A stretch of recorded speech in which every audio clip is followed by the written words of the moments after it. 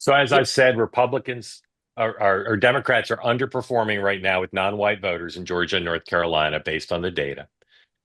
Yesterday, the vice president was in Atlanta at two church events, and she and her surrogates, including the Obamas, will continue to press the souls to the polls has become something of a cliche, but it works, and it's a huge Democratic edge. And yesterday, the vice president in Georgia attempting to stoke this, but they'll continue to, and that's why you shouldn't evaluate the numbers just off of first day. Let's look at Vice President Harris in Georgia yesterday, working to turn out vote, and then we'll go back to Dan. 107, please.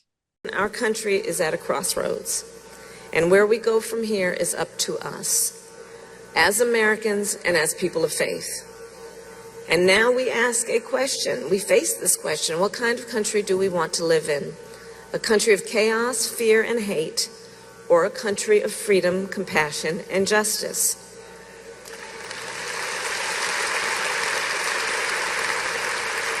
And the great thing about living in a democracy is that we, the people, have the power to answer that question.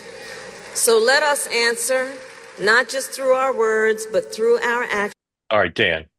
What were you going to say, Dan? Yeah, I mean, what I was going to say is the good news for Democrats, and the reason Democrats have some optimism here as we come down the stretch, is that both campaigns are targeting, people of color, young voters, and kind of soft, what we'll call Haley Republicans. And Democrats feel like we know these voters. We fret over whether or not, blacks will turn out, Latinos will turn out, young voters will turn out kind of every few years. We know how to reach them. We know how to turn them out.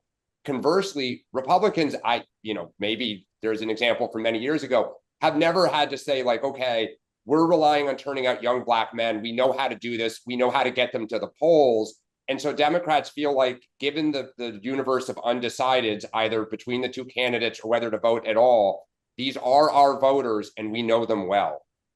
I think that's So a good point. yeah, The difference is we don't, as I've noted before, we don't need to crush it. We just need to do better.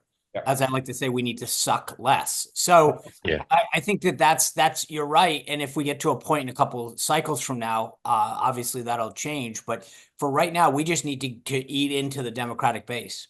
But Yeah. you got to get them current, out. And, Democrats have fretted for years that the voters we're talking about are the least reliable voters to turn out.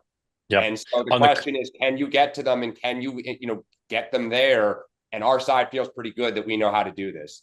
On the current trajectory, Republicans would enter election day feeling very good about Democrat underperformance. But the current trajectory can change, and the Democrats have all the awareness in the world of the data.